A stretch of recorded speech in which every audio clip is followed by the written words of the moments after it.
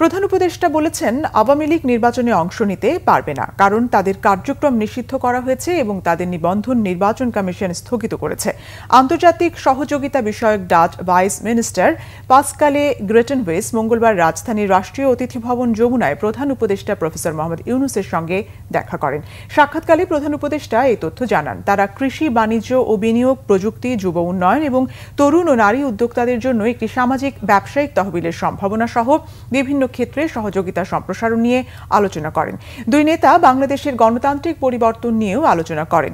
প্রধান উপদেষ্টা ফেব্রুয়ারির প্রথমার্ধে একটি অবাধ, সুষ্ঠু, বিশ্বাসযোগ্য ও উৎসবমুখী নির্বাচন অনুষ্ঠানের প্রতি তার সরকারের অঙ্গীকার পুনর্ব্যক্ত করেন। সফররত ডাচ মন্ত্রী বাংলাদেশের নির্বাচনী প্রস্তুতির প্রশংসা করেন। ডাচ মন্ত্রী জানান, দীর্ঘদিন ধরে ঢাকা থেকে পণ্যের ক্রেতা ডাচ কোম্পানিগুলো এখন বাংলাদেশে বিনিয়োগ করতে এবং কার্যকর অংশীদার হতে আগ্রহী।